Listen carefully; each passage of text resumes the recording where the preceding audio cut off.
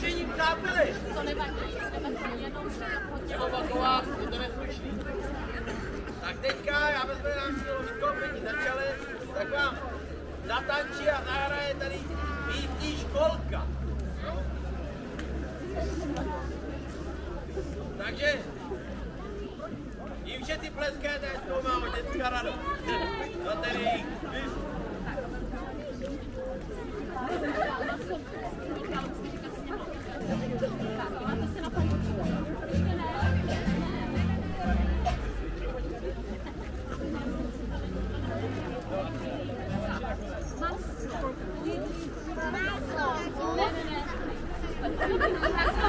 a začínáme.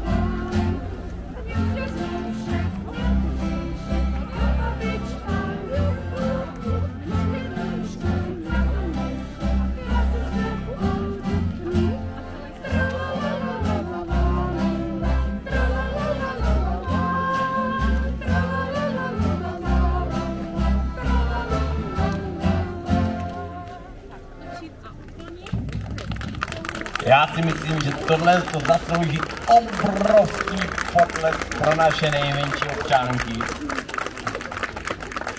Všetci se strašně snažili a je to na nich vidět.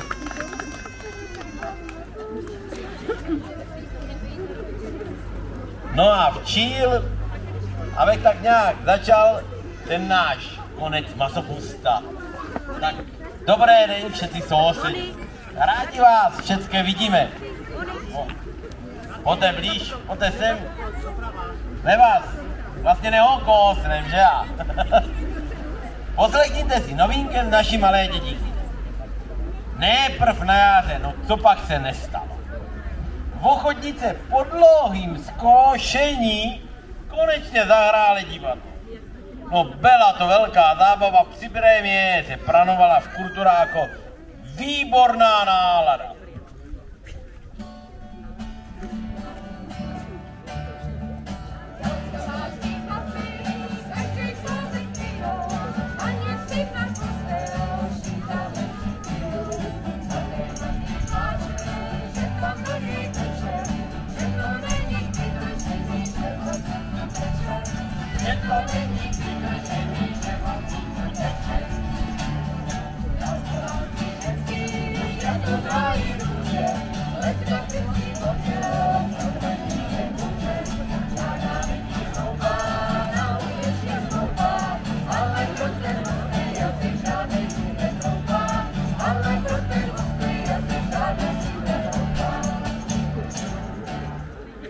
No já si myslím, že jste se, kdo jste tam byli, že jste se docela i dobře pobavili.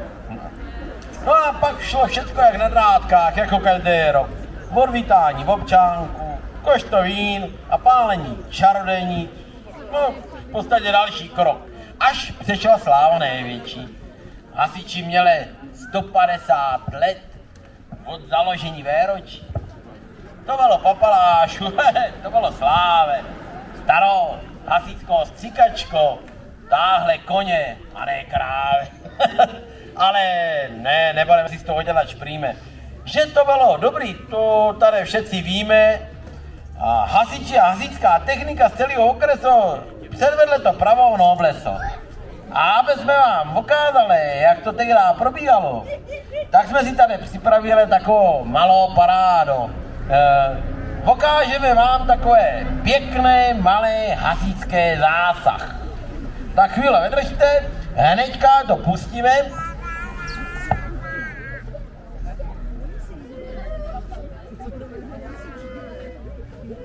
Aby jsme měli to hasit, tak tady máme takový auto. Děcka, počkejte chvíli.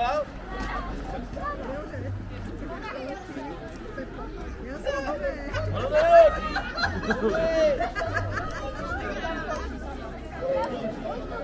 Nemáte jen to zapalovat. To nehodí. Nemá zapalovat, děcka. Pořádný. A počkejte.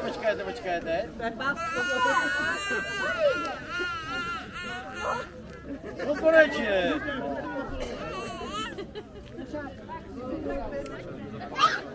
Zapalte mi pasy. To by bylo, aby nám to nehořelo. Hodí! Tak necháme rozhořet, jo?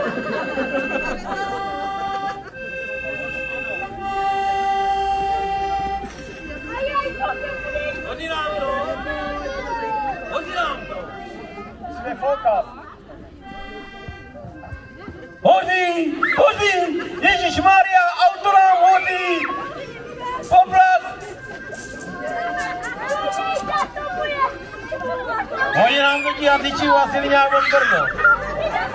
Ale to je pojď vidět, že máme pořádnou hasičskou jednotku.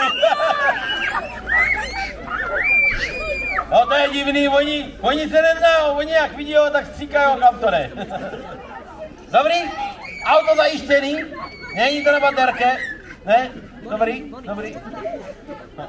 Ono se to ani nehotou. No. Tak hasiči to zvládli, no je to vidět prostě, že máme profesionální jednotku. Celé obecní hořad byl vzhůru nohama. Holky z kanceláře si furt říkali, kde už to konečně bude za náma, že jo. Měsíce se celé spravoval, no však vidíte, střecha je tam nová. Teď má ho novou střecho, záchode, podloha i chodbo. Ale nikdo nečekal, že to bude trvat tak dlouho. Například čtenáři místního tady kroužka čtenářského trpět moc museli, protože se pro knížkou kam ani chodit nemohli. No A abyste viděli, jak to vypadalo, tak máme tady takovou malou ukázku toho, co vlastně nastalo.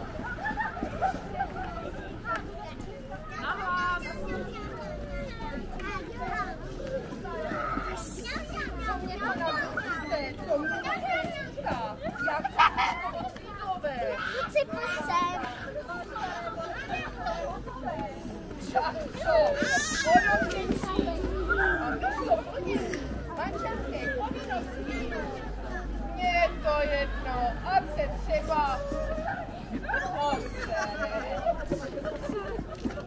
Chudáci chlapi.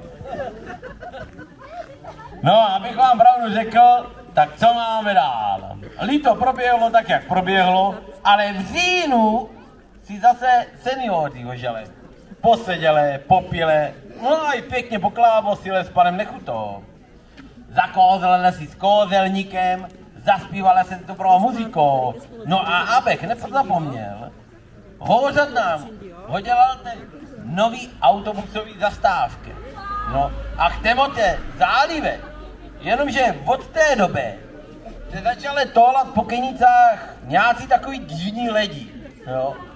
No, podívejte, tamhle zrovna jeden jde. No.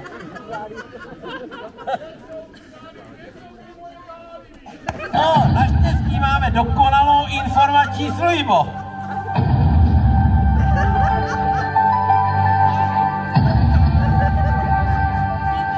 Já furt nevím, proč oni hledají tu Kenya Beach. Jo, to je naša informační služba, no podívejte se, no to je nádhera. Víte, co jsme do toho vratili peněz?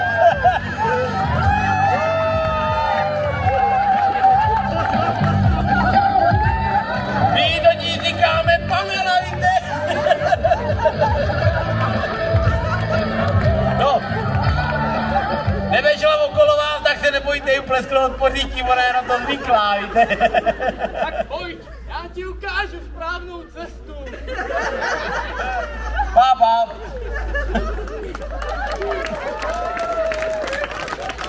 No Pamela je úžasná. Co dodat? No víte, co nás to stálo také peněz, že já? Ta letenka z Ameriky a podobně. No a co dodat nakonec? Mikuláš, Silvestr, no a po náročné silvestrovské noci nakonec novoroční zelenačka přišla každému ku pomoci. Tak já se s váma dneska loučím a aby jsme to neměli tak krátký, tak my vám tady ještě zahrajeme ze pár písniček a kdo bude chtět, tak budeme v hospodě hrát a zpívat až do večera. Tak si za náma přijďte posedět, popít, zabřeskat, ať vám to také troška dneska ten sváteční den tak pěkně hoteče. Tak naschle.